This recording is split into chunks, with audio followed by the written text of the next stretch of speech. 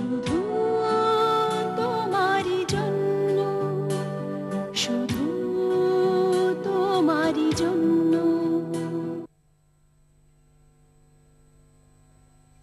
কালো জলে কুচলা তলে ডুবলো সনাতন, আজ সাইরানা কাল সাইরানা পাইল দর্শন। নদী ধারে চাষে বধূ মিচাই করো আজ, ঘিরি ঘিরি বাঁকা নদী বইছে 12 মাস। চিংড়ি মাছের ভিতর কয়রা তাই ঢালেছি ঘি, নিজের হাতে ভাব ছাড়ছি ভাবলে হবে কি। চিংড়ি মাছের ভিতর কয়রা তাই ঢালেছি ঘি, নিজের হাতে ভাব ছাড়ছি ভাবলে হবে কি। এই ডিরেক্ট কেস স্টাডি তোমায় করতেই হচ্ছে, আর আই এম শিওর যে তুমি খুব ভালো করবে।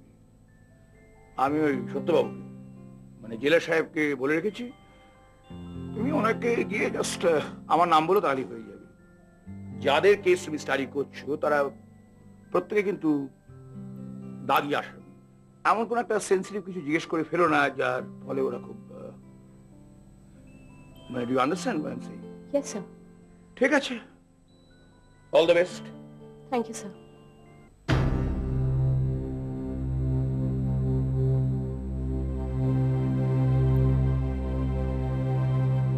আপনি ভেবে নিন,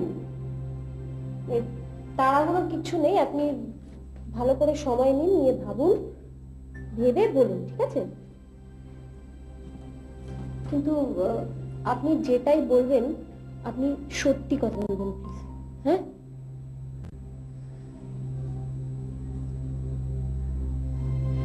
আচ্ছা একটা কথা বলুন, এই যে শিবু আর প্রশান্তকে হত্যা করাটা,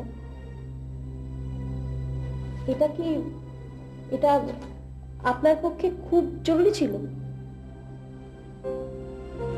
আপনি বললেন আপনার বাড়িতে আপনার স্ত্রী আছেন, কন্যা আছেন, আপনার বৃদ্ধ বাবা মা আছেন, আপনি তো ওনাদের বিপদে ফেলে আসলেন। মানে দেখুন, একেই একটা খুনির বাড়ি হিসেবে একটা অপবাদ তো আছে, তার উপর অভাব। আচ্ছা, এই শিবু আর প্রশান্ত এই দুজনের মধ্যে অ্যাকচুয়ালি মানে আসলে আপনার স্ত্রীর সম্পর্কটা কার সঙ্গে ছিল? এরকম একটা সম্পর্কতে আপনি ওদের দুজনকেই কেন মারলেন? আপনার স্ত্রীকে কেন মারলেন না? দেখুন, আমি আপনার এরিয়া থেকে মানে আপনার অঞ্চল থেকে যেটা শুনেছি যে আপনার স্ত্রীর চরিত্র কিন্তু খুব একটা মানে এটা শোনা গেছে যে আপনি যখন থাকতেন না বাড়িতে তখন কিন্তু। চুপ! একটা কথা বললে একেবারে গলা টুটি ছিঁড়ে ফেলে দেবো। বল বল, কোন করেছিল বল, বল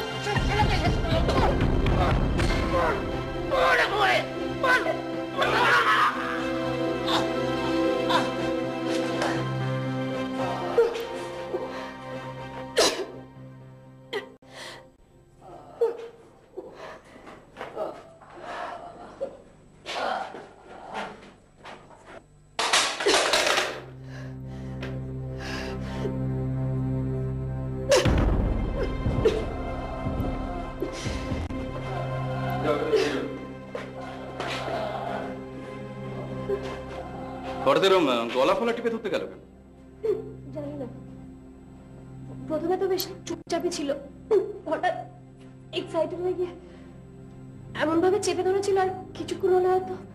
গলা খুব লেগেছে? একটু। ঠিক আছে। নিশ্চয়ই উল্টো পাল্টা প্রশ্ন করেছিলেন? না না, উল্টো পাল্টা কিছু, এমনিতে তো চুপচাপই ছিল।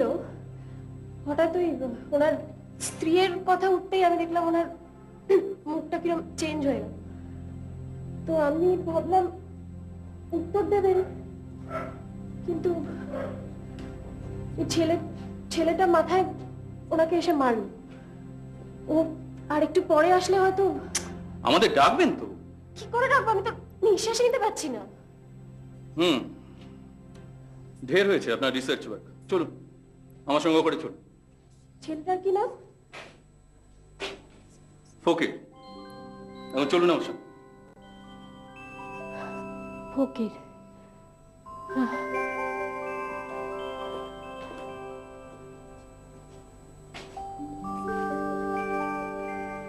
ওই ফকির ছেলেটি বাল্যকাল থেকেই জেলে আছে। এই বছর তিনেক হলো এই জুভেনাইল কাস্টডি থেকে আমাদের কাছে আসে। কোনো কেস নেই, কোনো ক্লেম নেই। ও খুনি হতে পারে, তবে আমাদের খুবই প্রিয়। ওরকম খোলাই থাকে, ঘুরে বেড়ায়, গান গায়। এইসব এই দাগি আসামিদের নিয়ে কেস স্টাডি না করে ওকে নিয়ে একবার চেষ্টা করে দেখুন না। ও খুব ভালো ছেলে, খুব চুপচাপ, শান্ত স্বভাবের। কিন্তু ওই লোকটাকে যখন মারলো ডান্ডা দিয়ে, ওর তো একদম রাগে ফেটে পড়ছিল। হ্যাঁ, ও অন্যায় একদম সহ্য করতে পারে। ফকির, ওর নামটা কি?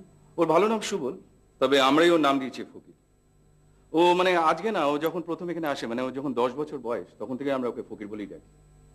কেন এরকম কেন? কাঁটার আঘাত দাও বোঝারে তার, কাঁটার আঘাত দাও বোঝারে তার, ফুলের আঘাত সয় না, তোমার দিল কি দয়া হয় না। দিন দুনিয়ার মালিক খোদা, দিল কি দয়া হয় না, তোমার দিল কি দয়া হয় না। কাঁটার আঘাত দাও বোঝার তার, কাঁটার আঘাত দাও বোঝার তার, ফুলের আঘাত সয় না, তোমার দিল কি দয়া হয় না। দিন দুনিয়ার মালিক খোদা, দিল কি দয়া হয় না, তোমার দিল কি দয়া হয় না। শপথ যার ওই কাঁটা ঘেরা, কোন বা পথে চলবে, সব কথা যার ব্যথা ভরা, কোন বা কথা বলবে। শপথ যার ওই কাঁটায় ঘেরা, কোন বা পথে চলবে, সব কথা যার ব্যথা ভরা, কোন বা কথা বলবে। যারে সব দিয়ে আমি সব কেড়ে নাও, সব দিয়ে তুমি সব কেড়ে নাও, তার তো প্রাণে সয় না, তোমার দিল কি দয়া হয় না। দিন দুনিয়ার মালিক খোদা, দিল কি দয়া হয় না, তোমার দিল কি দয়া হয় না।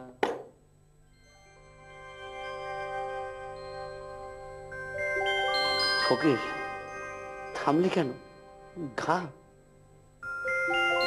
খেলা ঘর ভাঙবে যদি, কেনই বা ঘর বাঁধলে, সবাইকে কাঁদাও যত, নিজেও তত কাঁদলে। এ খেলা ঘর ভাঙবে যদি, কেনই বা ঘর বাঁধলে, সবাইকে কাঁদাও যত, নিজেও তত কাঁদলে। ও যার মনের বনে লাগে আগুন, মনের বনে লাগে আগুন, ফাগুন হাওয়া সয় না, তোমার দিল কি দয়া হয়। ঘুমটা আসলে আমার ছেলেই করেছিল, সুবল। ও ওই রকমই, রাতের পরে মাথা ঠিক থাকে। হায় ভগবান, তুমি আমায় কি পরীক্ষায় ফেলে।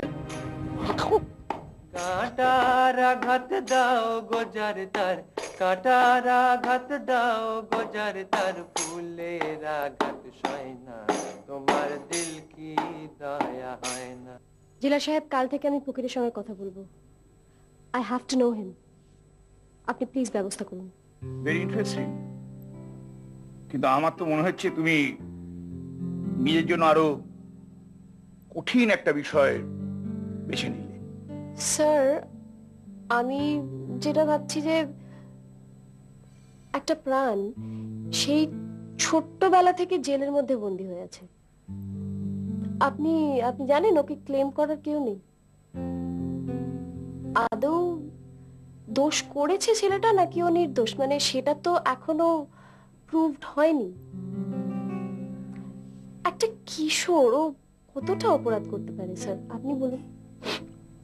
না মানে আসলে কি জানো, এই জেলখানায় তুমি দেখবে এরকম বহু লোক আছে যারা ওই জেলটাকে ঠিক ঠিক জেল বলে ভাবে না। তাদের কাছে ওই জায়গাটা হচ্ছে একটা তাদের বাড়ির মতো, মানে সেকেন্ড হোম বলতে পারো। আমার নিজের ধারণা সেই সমস্ত মানুষদের কাছে গিয়ে যদি ভালোবাসার কথা বলা যায়, যদি সহানুভূতি নিয়ে কথা বলা যায়, মানে if you can talk to them with compassion, তাহলে হয়তো তোমার প্রশ্নের উত্তর দেবে।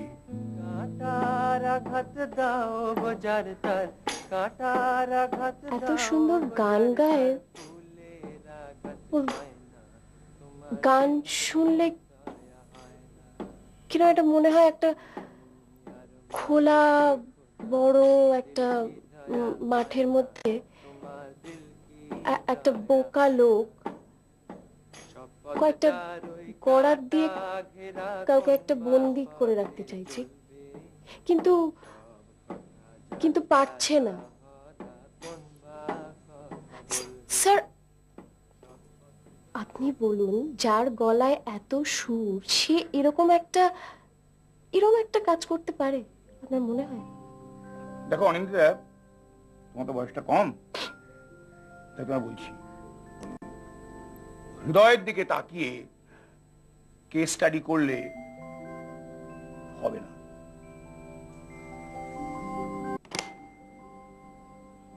সেদিন তুমি বলছি তোমাকে, তুমি না থাকলে সেদিন কি হতো, আমি thank you very much, thank you. শোনো, আমি তোমাকে কয়েকটা প্রশ্ন করব, তুমি যদি ঠিক ঠিক উত্তর দাও তাহলে। একটু আসতে বলুন।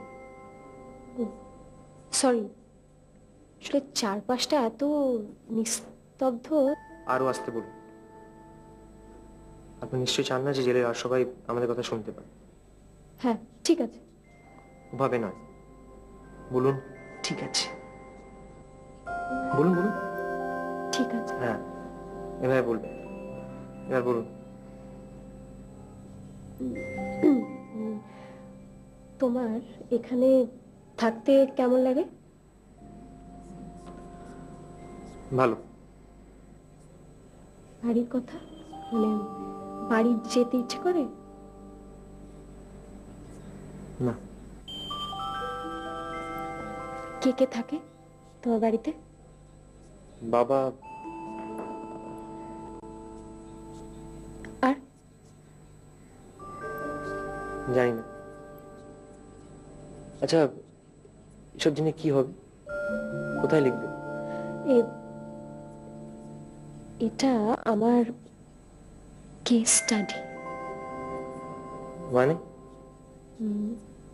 মানে মানে উকিল হওয়ার জন্য আমাকে যে কোনো একজন কয়েদির সঙ্গে কথা বলে তার একটা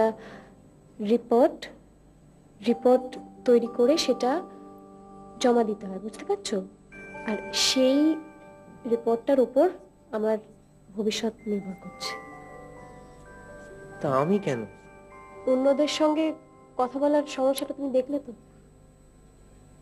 সুবিধা ওরম লোক নয়, নিশ্চয়ই আপনি কিছু। আমাকে তুমি বলতে পারো আমাকে। ঠিক আছে, মানে নিশ্চয়ই কোনো আনচান প্রশ্ন করেছিলে নইলে। আচ্ছা, একটা কথা বলো তো, তুমি কি একদিনই সব জানতে চাও? মানে কথা তো একটা নয়। মোটামুটি ধরো কতদিন লাগতে পারে একটা আন্দাজ করে বলো। আমি কিন্তু পুরোটাই জানতে চাই। সে তো সারা জীবন লেগে যাবে গো। কথা কি আর একটা? কত লোক জড়িয়ে আছে বলো তো। আর আমার কথা জানতে হলে তো সেই বোকা সুবলের কথা তোমায় জানতে হবে, যে ছেলেটা ঝিলের ধার ভেবে হাঁটতে হাঁটতে ওই দূর পর্যন্ত চলে যেতে পারতাম। বলো, সুবলের কথাতে কি বলো? বললাম না, ও শুধু সুবল না, শালা শালা মহা মহা বোকা, বোকা সুবল। ওভাবে বলো না, বলো সুবল খুব সরল ছিল। তা ছিল তো ছিল, তাতে কার বাপের কি? বড্ড কষ্ট গো জেলের মধ্যে। আলো নেই, বাতাস নেই, ঝিল নেই, পাখি নেই, বড্ড কষ্ট। তোমার বয়স কত হলো? 56। তোমার তোমার বয়স? 56। মঙ্গল চাষা হাত দেখে বলেছিল 80 বছর বয়স হবে আমার, মানে অদিন বাঁচবো। তা 24 কেটে গেল, বাকি রইল 56। তাহলে তো হলো 56 বছর বয়স।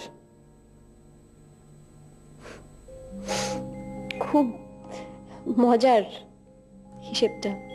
হ্যাঁ গো, জেলে থাকলে রোজ একদিন করে কাটা যায়, বাকি মেয়াদটুকুই ভরসা, তার জীবন। আমার অবশ্যই কোথাও যাবার নেই। কোথায় যেতে ইচ্ছে করে তোমার? দয়ালদের ঝিলের ধারে, ওখানে জলে রোদ পড়ে কাঁচের টুকরো হয়, ঝিলের জল পাড়ে ঠেস ঠেস দিয়ে কথা বলে। গঙ্গা ফড়িংগুলো না মস্ত বড় বড় ছিল, আর একটা ঘোড়ার শালিক ছিল, রোজ আসতো।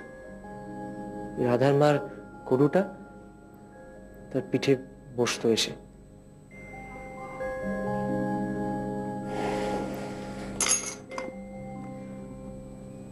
সেখানে আমার আর যাওয়া হবে না।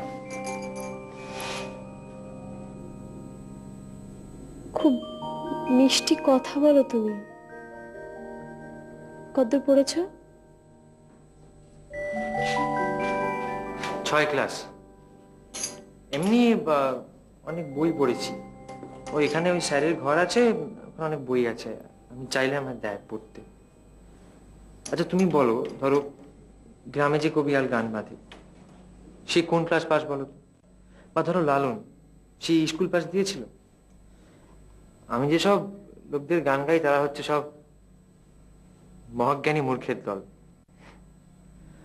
যার মনের বনে লাগে আগুন, মনের বনে লাগে আগুন, ফাগুন হাওয়া সয় না, তোমার দিনকে দয়া হয় না। দিন দুনিয়ার মালিক খোদা, দিল কি দয়া হয় না, তোমার দিল কি দয়া হয় না। তুমি বলো না, এইসব গান কোনো পাশ করা লোক লিখতে পারবে? যাকে তারপর ওই অচিন্ত বাবু ছিল, উনি বললেন যে এই ছোঁড়া, তুই সারাদিন ঢাং ঢাং করে ঘুরে ঘুরে গান গাস, তোর নাম আজ থেকে ফকির চা। নামটা বদলে দিল। লালন ফকিরের মতো সুবল ফকির। কি মা, কার নামে কার নাম! ছি ছি। আমি আমি গান শিখেছি আমার মায়ের কাছ থেকে, আর তারপরে জেলে এসে এই দুঃখী বাউল আছে ওর কাছে। দুঃখী বাউল দুটো খুন করেছিল, কি গাঁজা খেত গো। আমি তারপর ওর কাছ থেকে গাঁজা আর গান দুটোই শিখলুম। তুমি গাঁজা খাও? পেলেই খাই, খেলেই পাই। জেলে থাকবে আর গাঁজা বিড়ি খাবে না তা তো হয় না, যার যাবে তো। তোমার কথা বলবো? তোমার সাথে কথা বলে না আমার খুব ভালো লেগেছে। আসলে বিশেষ একটা কেউ আসে না তো। কেন, তোমার বাবা মা দেখা করতে আসেন না?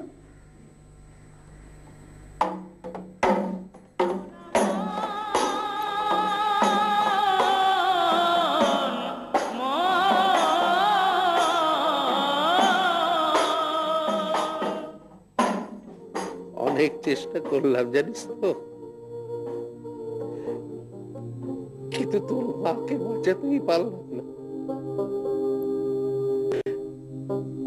যাওয়ার আগে বারবার তোর নাম করছিল। আমি চেষ্টা করেছিলাম যে তোকে নিয়ে চলে যাব, কিন্তু বাঁচাতেই পারলাম না। বাবা, ও অচিত বলেছে যে আসছে বছরের মধ্যে একটা কিছু হিল্লে করে দেবে, 6,000 টাকা লাগবে। আমি ঘটি বাটি বেচে, সমস্ত কিছু বেচে জমিয়ে তোকে ছাড়িয়ে নিয়ে চলে যাব। তুই কিছু ভাবিস না বাবা, তুই কিছু ভাবিস না। আমার একটাই দুঃখ থেকে গেল যে মার মুখে আগুনটুকু দিতে পারলি না।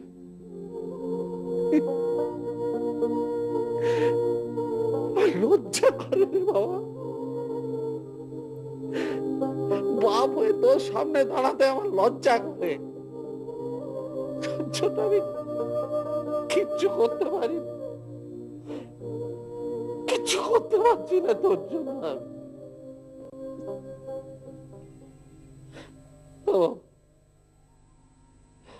বাবা, বাবা আমার উপর রাগ করিস না বাবা, আমায় তুই ভুল বুঝিস না বাবা। আমি যা করেছি ভালোর জন্য করেছি, আমি বুঝতে।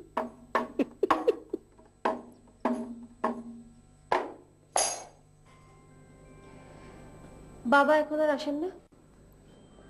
না, ওই বড় জোর বছরে 2-1 বার বেঁচে আছে কিনা দেখতে আসে। শাস্তি তো তোমার যথেষ্ট হয়েছে ফকির, নামটা ভারী সুন্দর। আচ্ছা, তুমি দোষটা কি করেছিলে বলো তো? জানি না গো, কিচ্ছু জানি না।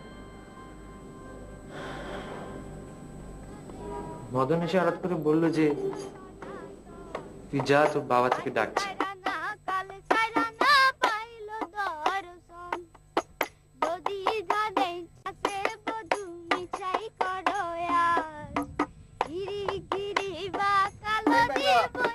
যা, তোর বাপ ডাকে যা। আর যাচ্ছি যাচ্ছি করিস না বাপ, তোর বাপের তারা আছে। আয়। তখন আমি কিছু জানি না, সোজা রওনা দিলাম বাড়ির দিকে। চড়কের মেলা হচ্ছিল, তার দিকে তাকালাম না।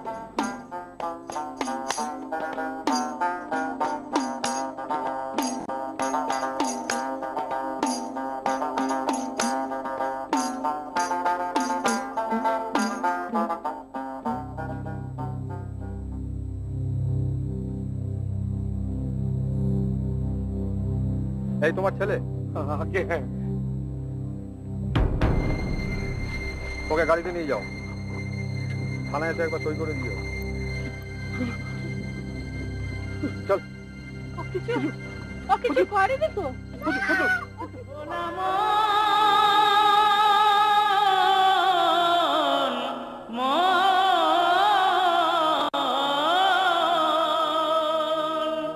মনে রে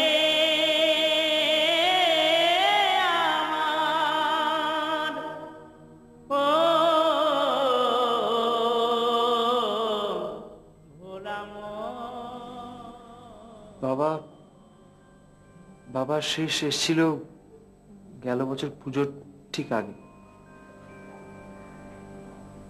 আমরা দুজনেই একদম চুপ করেছিলাম, কেউ কাউকে কোনো কথা বলিনি। কি আর বলবো বলো, একখানা পয়সা নেই ঘরে, দিনার দায় ডুবা সংসার।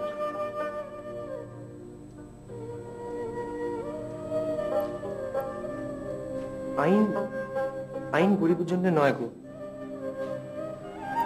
সে তোমার মহা বিপদ যদি তুমি ভুল করেও গরিবের ঘরে জন্মাও। হাসপাতালেও নেবে না, শ্মশানেও নেবে না, মরলে জমেও নেবে না।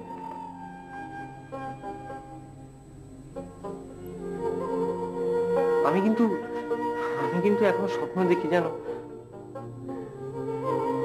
আমাদের গ্রামে যে পথটা আছে, ওই ডায় বায় জল ভাগ করে সোজা চলে যায়, সেই ফাঁকা পথটা।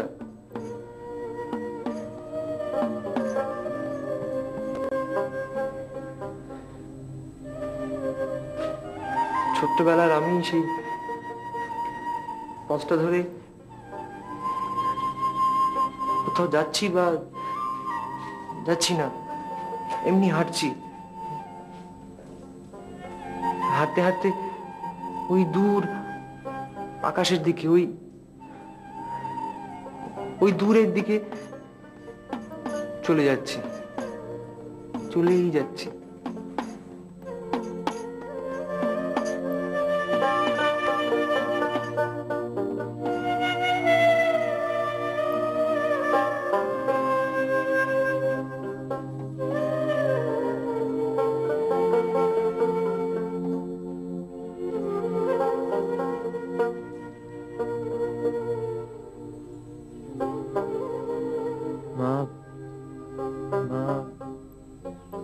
চেয়েছে কবে যেন মরে গেল। ভাবটা একা পড়ে রইল গ্রামে। বাদ দাও ওসব কথা, আর ভাল লাগে না। তোমাকে আমার গ্রামের কথা বলি। আমার গ্রামটাকে না একবার তুমি যদি দেখো, তুমি চোখ বুঝতে পারবে না, জানো তো। মনে হবে কেউ যেন যেমন হচ্ছে তেমন করে সবুজে হলুদে মাখিয়ে ছড়িয়ে আর অন্য সব রংগুলোকে বুঝিয়ে দিয়েছে। বিশ্বাস করো। কি নাম তোমার গ্রামের? আমার গ্রামের নাম শ্রীনিবাসপুর। আমার গ্রামের নাম শ্রীনিবাসপুর। কি নামও শোনোনি? তোমরা শহরের মেয়েরা কিছু দেখোনি, কিছু জানো না। শ্রীনিবাসপুরের কোথায় থাকো তুমি? মানে থাকতে? ওই হাই স্কুলের পেছনে পুকুর, তার পাশে। তো তোমার বাবার নাম? সুধীর মিশ্র। রায়চৌধুরীদের বাড়ি ছিল, সেখানে কাজ করত, আর মন্দিরের পুরোহিত ছিলেন। তারপর আর কি? তোমার বাবার কথা বলো। বাবার কথা, আমরা ওই স্কুলের জমিতেই থাকতাম, আর এই জমি ছিল ওই রায়চৌধুরীদের। একবার বলে দিতে গিয়ে ঠাকুরমশাইয়ের মাথা ফেটে গিয়েছিল। সবাই ভেবেছিল উনি বোধহয় বাঁচবেন না, কিন্তু উনি বেঁচে গিয়েছিলেন। হ্যাঁ, ওই তো সবাই বলেছিল যে সৎ মানুষ বলে ঠাকুর বাঁচিয়ে দিন। তুমি কোত্থেকে জানলে এটা? ঠাকুরমশাই একটা ছেলে ছিল, খুব খুব রোগা। গাছে উঠে আম পাড়াতে তো ওর কোনো জুড়ি ছিল না। সবাই ওকে দেখে ছড়া কাটত। ওরে বেটা প্যাংলা, তুই বড় হ্যাংলা, এত খাস যায় কই? রামা হই, রামা হই, রামা হই, রামা হই। কে তুমি? অনিন্দিতা। আমি ওসব নাম জানতে চাই না। তুমি কে? রাজার বাড়ির শিমুল গাছে এলো চুলে পেতনি নাচে, লম্বা নোক লম্বা নাকে, হাত ছানি দিয়ে ডাকে, খবরদার যেও না কেউ, কামড়ে দেবে কিন্তু। ছিঁচকা দুনে শাকচুন্নি, চৌধুরীদের নিন্তু। আমি নিন্তু। যখন ঠাকুরমশাই পুজো করতেন আমরা দাওয়ায় বসে খেলতাম। তাই না? কি দেখছো তুমি?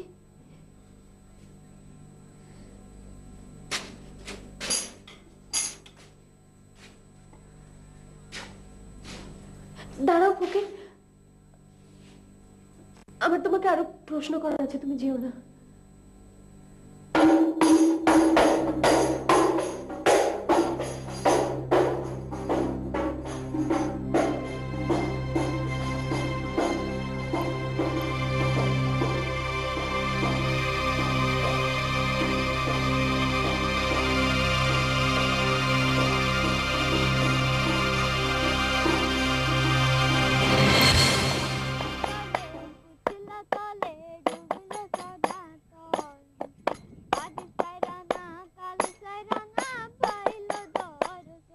আচ্ছা, ও কাকে খুন করেছিল? ওর স্কুলের অঙ্ক স্যারের ছেলেকে গলা টিপে মেরে ফেলে ছাদ থেকে ফেলে দিয়েছিল। আমার মনে হয় আপনি এই কেসটা আরেকবার শুরু করুন। Let's reinvestigate please sir. আপনি জানেন শ্রীনিবাসপুরের একটা লোক ও ফকিরের মানে সুবলের সাপোর্টে নেই। সুবল শাস্তি পাক কি ছাড়াই পাক, আসলে ওর চোখ দুটো তো বাউলের মতো। ওই চোখে মৃত্যু ভাবতে পারে? ওটাই সাজেস্ট হচ্ছে তুমি আরেকবার যাও, আরেকবার এই কেসটা আরেকবার স্টাডি করো ভালো করে। ফকির দেখা করতে চাইছেন? আচ্ছা কি বললেন বলুন তো, যে ওর মতো ছেলে এরকম খেপে গেল? প্লিজ প্লিজ ওকে একটু একা থাকতে দিন। পুলিশ আমায় কেন ধরলো? অসীম মরে গেছে তার জন্য আমার খুব কষ্ট হয়েছিল। আমার ওর পরিবারের জন্য খুব, কিন্তু তার সাথে আমার যোগাযোগ কোথায় আমি জানতে চাই। জানি না, কেউ জানে না, আমিও জানি না। খুব বাজে, ভীষণ বাজে। ছোটদের ছেলে সঞ্জয়, দেবু, তারক, রতন, ওরা দিনের পর দিন পড়ে আছে। কেন পড়ে আছে? কেউ নেই ওদের? কেউ নেই? আমাকে কেন সবসময় সবার কথা জবাব দিতে হবে? আর আপনারা চুপ করে আছেন কেন? মুখ বুঝে আছেন কেন? লজ্জা করে না? কাগজ পড়েন না আপনারা?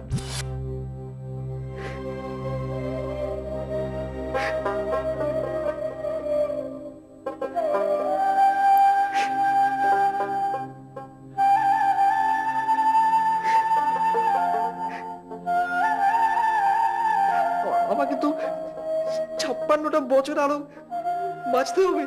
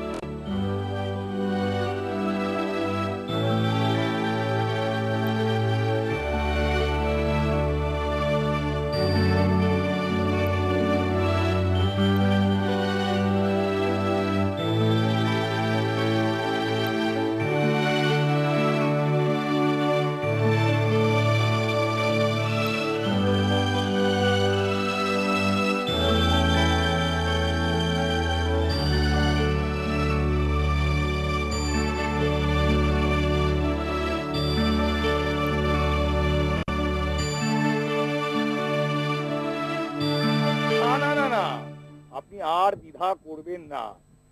মানে ভেবে দেখুন, আপনাকে সন্দেহ করবার যথেষ্ট কারণ কিন্তু আছে। মানে আপনার ছেলে সুবল এই এতগুলো বছর ধরে শাস্তি পাচ্ছে, অথচ আপনি তাকে ছাড়াবার কোনো রকম চেষ্টা করেননি। কেন করেননি? উকিল বাবু, আমার সেরকম আর্থিক সামর্থ্য নেই।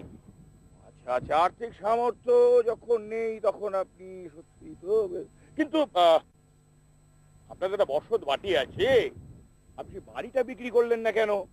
না, আপনি ভেবে বলুন, মানে কোনটা বড়, ছেলে বড় না বাড়ি বড়? অবশ্যই ছেলে, কিন্তু সেই বাড়ি বিক্রি করার আমার কোনো অধিকার নেই। তাই কেন বলুন তো? কারণ এতকাল যে বাড়িতে আমরা বসবাস করি সেই বাড়িটা রায়চৌধুরী পরিবারের।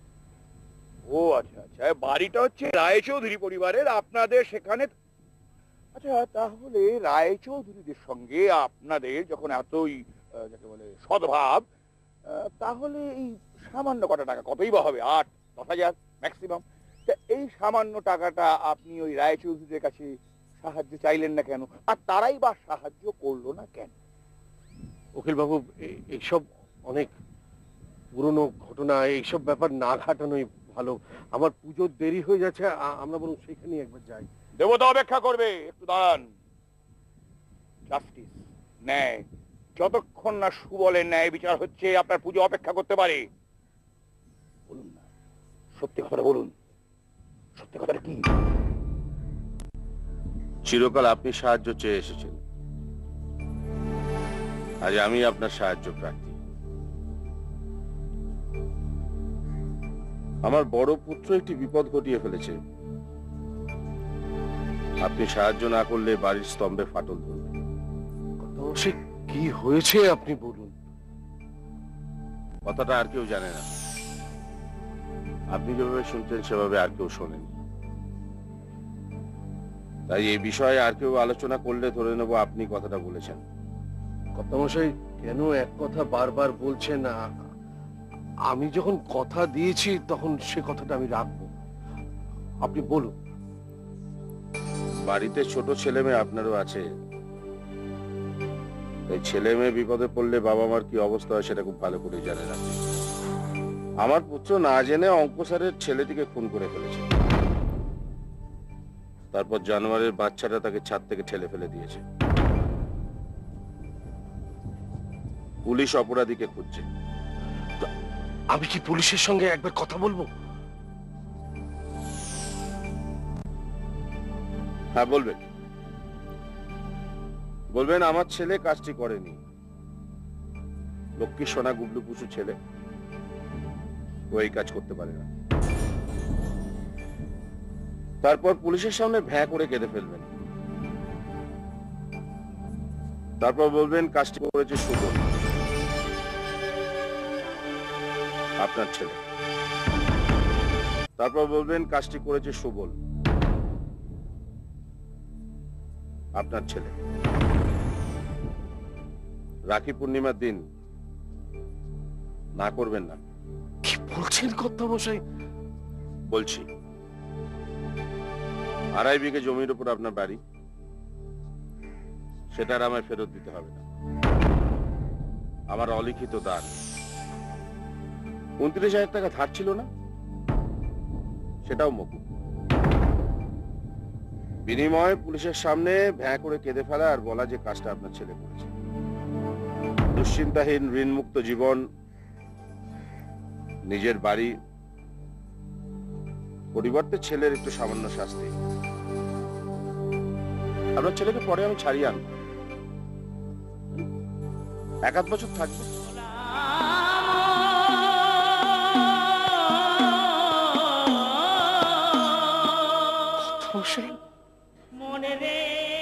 সুবল আমাদের প্রাণ।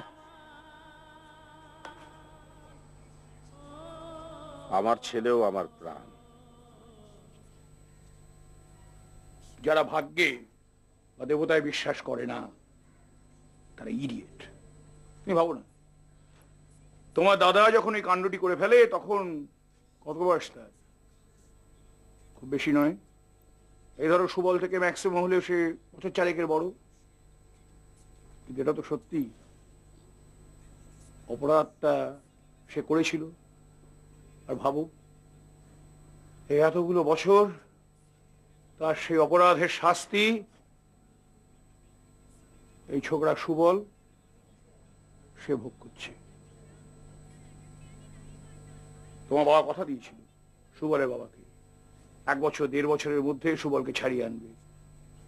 আনেন, হয়তো ভয় পেয়েছিলেন পুরনো কাসুন্দি ঘাটলে সব জানাজানি হয়ে যাবে। Anyway, একটা কথা মনে রেখো,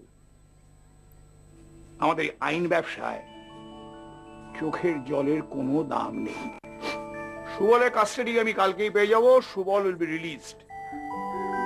তাতে একটা প্রশ্ন দেখা দিচ্ছে। কি প্রশ্ন? যে ছাড়া পাবার পর সুবল কি করবে? মাই ডিয়ার গার্ল, তারপর তুমি তোমার এই সুবলকে নিয়ে কি করবে ভাবো। জাস্টিস।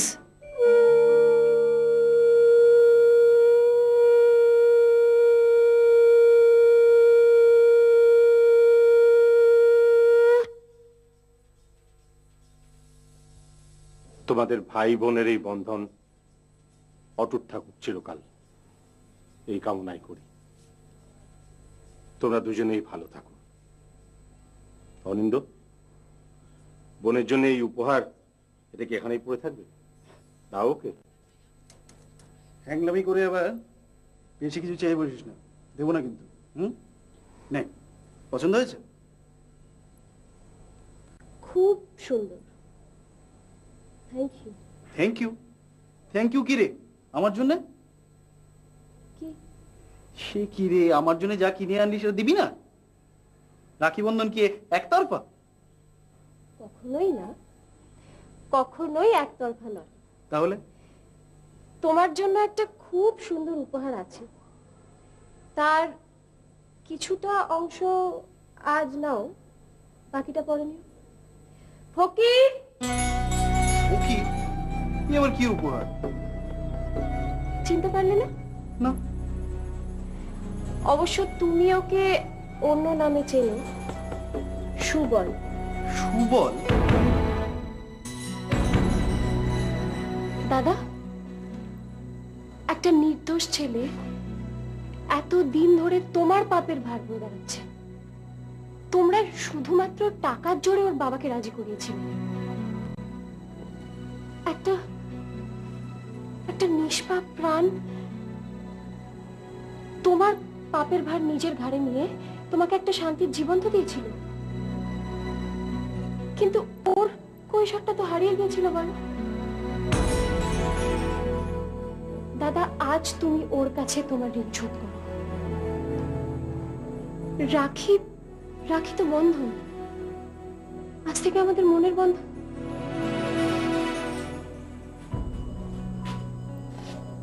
আমি তোমাকে তোমার কৈশোর ফিরিয়ে দিতে পারবো না, কিন্তু আমি কথা দিচ্ছি, আজ থেকে সারা জীবন আমি তোমার কাছে থাকবো। আমি যেটুকু দিতে পারবো সেটুকু না।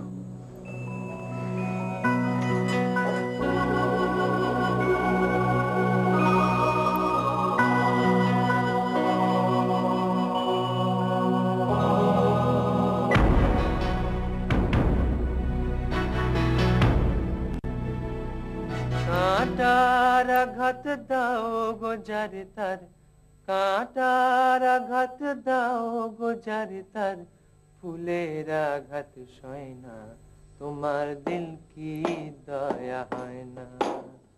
দিন দুনিয়ার মালিক খোদা, দিল কি দয়া হয় না, তোমার দিল কি দয়া হয় না।